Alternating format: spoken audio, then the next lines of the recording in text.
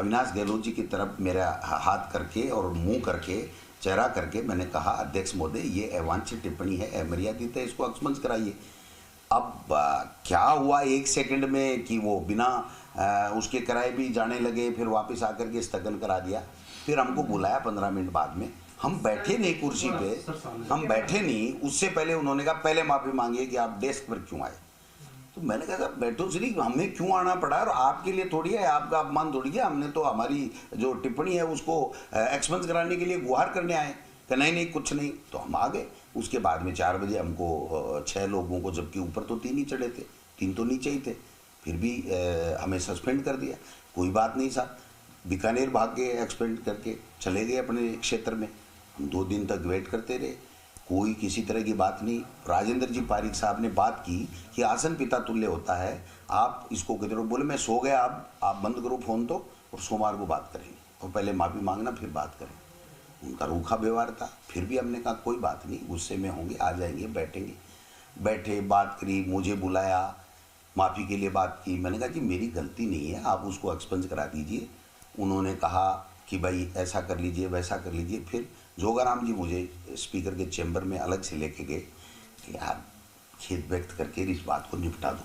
मैंने कहा मैं संपूर्ण घटना के लिए खेद व्यक्त करने की बात कहूँगा। कि ठीक है ठीक है ठीक है, आ जाओ। उन्होंने आकर के उनको कहा कि भाई ये संपूर्ण घटना के लिए खेद व्यक्त कर दें। हो सकता है स्पीकर जी को वो नहीं जची हो, क्योंकि उनके जोगाराम की क्या बात हुई मुझे पता नहीं था, मेरे सामने नहीं हुई। वो भगे और उन्होंने हाउस चालू कर दिया। हाउस चालू कर दिया तो हमने जोगाराम जी को कहा। जोगाराम जी ने कहा मैं अभी एडजॉइन कराता हूँ। ये तो गलत बात है, मैं ऑन ओथ कह रहा हूँ, और वो तो गीता लेंगे ही नहीं। मैं जो कहें वैसे कह सकता हूँ कि उन्होंने कहा मैं अभी एडजॉइन करा के आता हूँ। कालीचरण सराफ जी थे, ये थे, हम थे, तो वो गए, उनको उन्होंने मना कर दिया। फिर उसके बाद में हमने चीफ व्हिप को कहा, उन्होंने कहा मैं अभी आता हूँ, वो नहीं आए। फिर हमें लगा हम दोनों ही इनके कमरे में बैठे हैं और वो 295 पढ़ रहे हैं। तो हमें आक्रोश आया, हम गए, हमने सदन को स्थगित कराया। स्थगित कराने के बाद में जो हमारे एमएलएज थे उनसे मैंने एक चर्चा वार्तालाप की थी कि भाई हमारे क्या क्या बात हुई और क्यों गतिरोध वापस क्यों हुआ। इसके अलावा जो अमर्यादित टिप्पणी की बात कर रहे हैं, जो दैनिक भास्कर में छपी है या और किसी अखबार में छपी है या जी न्यूज़ में सबसे पहले चली हो, ये सब बात गलत है। बिल्कुल कोई इस तरह की कोई लंबी चौड़ी बात नहीं थी। सदन स्थगित होने के दौरान थी।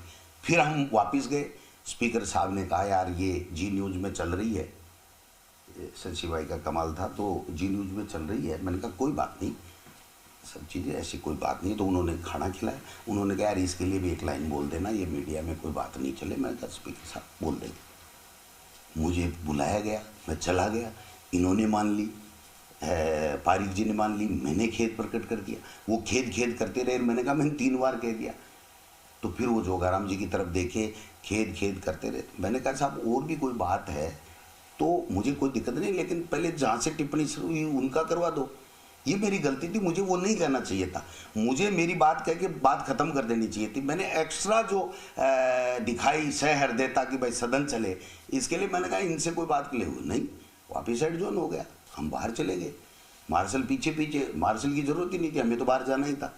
उसके बाद में जो कल घटनाक्रम हुआ, एक अखबार को कपोल कल्पित घटना को, जिसका कोई मेरा लेना देना नहीं, कोई रिकॉर्ड नहीं, कोई ऑडियो नहीं, कोई वीडियो नहीं, कोई प्रमाण नहीं, उसको लेकर के जिस तरीके से उन्होंने सदन में चलाया है, मेरे लिए जो टिप्पणियां की हैं, एक सदस्य का अधिकार होता है कि उसकी गैर मौजूदगी में या उसको बिना नोटिस दिए आप उसके खिलाफ इस तरह की टिप्पणी नहीं कर सकते, सदन के रिकॉर्ड में नहीं ला सकते। उन्होंने खुद मर्यादा को तार तार कर दिया और एक राजनीतिक व्यक्ति की भाषा बोल करके कहा ये गोविंद सिंह डोटासरा तो सदन में आने लायक ही नहीं है, विधायक बनने लायक ही नहीं है। मैं 4थी बार आया हूँ। वसुंधरा जी के सरकार के समय बेस्ट एमएलए का अवार्ड मुझे मिला है, और देवनानी जी तो पता नहीं कितनी बार हो गए सीपी जोशी जी के समय इसी डेस्क पे चढ़ने के चक्कर में वो हुए थे। मैं पहली बार हुआ और गलत हुआ, फिर भी मैंने कहा कोई बात नहीं, मैं खेद प्रकट कर लूँगा, सदन चलना चाहिए, जनता के मुद्दे सामने आनी चाहिए। अब उसके बाद में कल जो उन्होंने किया है, आप बताइए, Lok Sabha, Rajya Sabha, supreme court, high court अगर कोई भी इजाज़त देता है कि अखबार को या किसी न्यूज़ चैनल को आधार बना करके और यहाँ वहाँ चर्चा कराई जाए, सदन में और चर्चा कराने के उपरांत जो स्पीकर के द्वारा ये व्यवस्था दी जाए कि ये 5 साल आने लायक ही नहीं है, ये विधायक बनने लायक ही नहीं है जिंदगी में। इससे बड़ा अपमान शायद हिंदुस्तान के लोकतंत्र में इलेक्टोरल रोल के इतिहास में लोकसभा या कहीं नहीं हुआ होगा।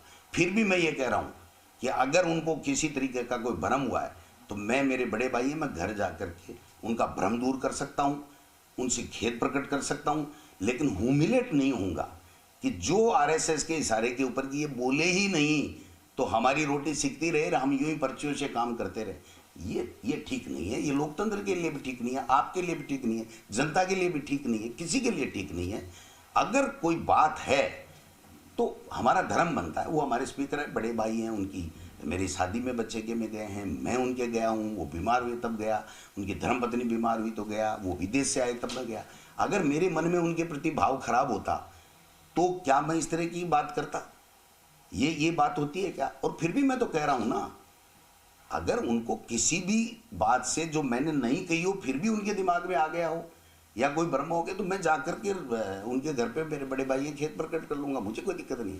लेकिन प्रश्न ये है कि ये अविनाश गहलोत की टिप्पणी आज भी मौजूद क्यों है, जिससे शुरुआत हुई? जो स्पीकर जोगाराम जी कह रहे हैं कि ऐसी बात ही नहीं, मंत्री बात ही नहीं करेगा, टिप्पणी भी एक्सपंज नहीं होगी, और स्पीकर कह रहा है मेरे सामने बात हुई है, ये माफी भी मांगेगा, ये अमर्यादित टिप्पणी, तो सारा काम हो गया। फिर अमर्यादित टिप्पणी तो हटी नहीं और मेरे खिलाफ अनकॉन्स्टिट्यूशनल, अलोकतांत्रिक, मेरी मर्यादा को तार तार करना, मेरी इज्जत को मिट्टी में मिलाने जैसा काम करना। उन्होंने 10 एमएलए से कहलवा करके सत्ता के मद में और खुद की व्यवस्था दे दी कि ये एमएलए बनने लायक ही नहीं है। ये लोकतंत्र है क्या? ये बीजेपी का, आरएसएस का असली चेहरा है कि इस तरीके से हुमलेट करो, एजेंसियों का दुरुपयोग करो, लोकतंत्र को खत्म करो, प्रतिपक्ष बोल नहीं पाए, इनके मंत्री जवाब देने नहीं है, इसलिए ये इस तरीके का जो काम कर रहे हैं ये ठीक नहीं है। मैं तो आज भी अपील करूंगा, अपील ही कर सकता हूं, मेरे पास तो और तो क्या है। मेरा नेता सदन, प्रतिपक्ष अगर ये कहे कि ये काम बात हुई थी, ये करना है, मैं वो करने को तैयार हूं। अगर ये भी कह दें कि आप सदस्यता से इस्तीफा दे दो, मैं इस्तीफा भी देने को तैयार।